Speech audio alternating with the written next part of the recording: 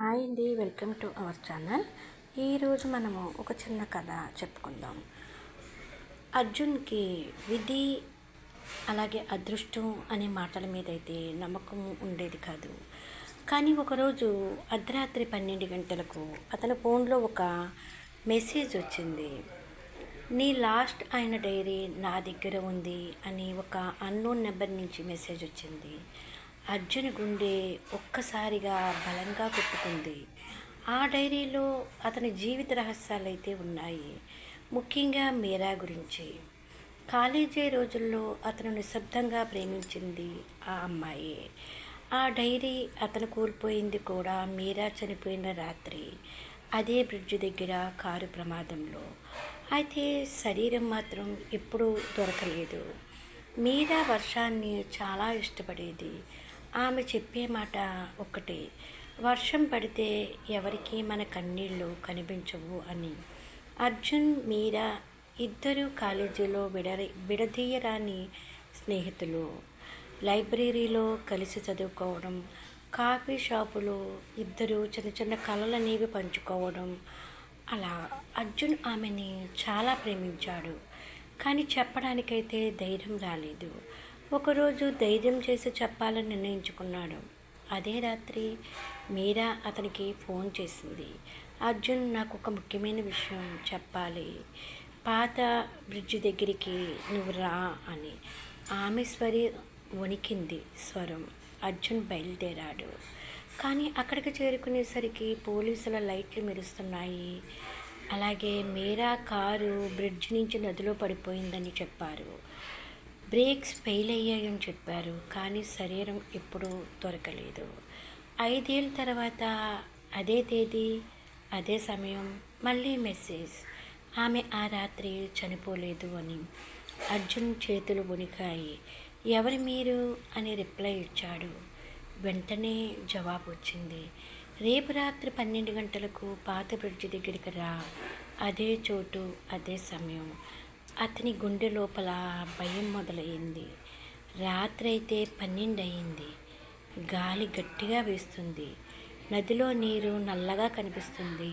Phone మళ్ళీ vibrate అయింది. నీ వెనక్కి చూడు అని. అర్జున్ నెమ్మదిగా తిరిగాడు. బ్రిడ్జ్ చివర ఒక అమ్మాయి నిలబడి ఉంది. తెల్లటి డ్రెస్సు, తడిసిన జుట్టు, ముఖం నీడలో. మీరా అని అతను గుసగుసలాడాడు. ఆమె నెమ్మదిగా ముఖం పైకెత్తింది. అదే కళ్ళు, అదే నవ్వు, కానీ చాలా తెల్లగా ప్రాణం లేని ముఖంతో. ఆమె నెమ్మదిగా మాట్లాడింది. ఆ రాత్రి నువ్వు రాలేదు అని. అర్జున్ కంగారు పడ్డాడు. నేను వచ్చాను, ప్రమాదం చూశాను అని. ఆమె తల ఊపింది. ప్రమాదం లేదు అని. అర్జున్కి తలనొప్పి మొదలైంది. గతం ఒక్కసారిగా గుర్తొచ్చింది.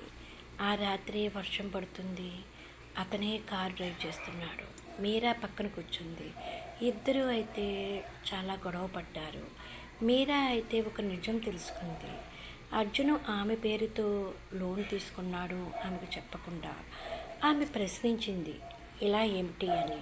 అతను కోపంతో డ్రైవ్ చేశాడు. కారు జారి బ్రిడ్జ్ రైలింగ్ని ఢీకొట్టింది.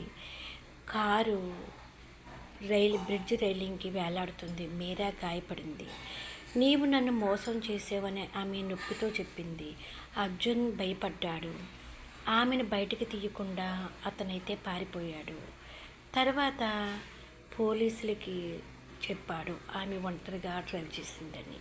అతను అబద్ధం చెప్పాడు. బ్రిడ్జి మీద నిలబడి ఉన్న మీరా అయితే నవ్వింది. నువ్వు నన్ను వదిలేసి వెళ్ళిపోయావు, నేను బతికే ఉన్నాను అని. అర్జున్ కాళ్ళు వణికాయి. అయితే ఇప్పుడు ఆమె కళ్ళల్లో నీరు. నాకు సహాయం కావాలి అనుకున్నా. నువ్వు తిరిగి వస్తావని ఎదురు చూశాను, కానీ నువ్వు రాలేదు.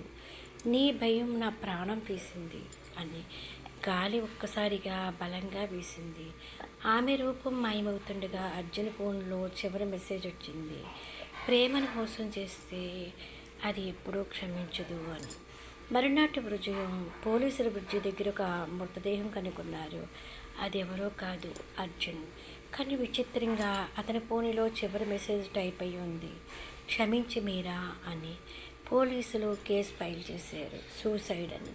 కానీ గ్రామంలో వాళ్ళు ఇప్పటికీ చెప్తారు, అర్ధరాత్రి 12 గంటలకి ఆ బ్రిడ్జ్ మీద ఒక తెల్లటి నీడ కనిపిస్తుందని, ఆమె ఇంకా ఎదురు చూస్తూ ఉందని. దీని మీద మనం చెప్పాలంటే ప్రేమ అనేది ఒక వరం. దాన్ని మోసం చేస్తే అది శాపంగా మారుతుంది. Please like, share and subscribe.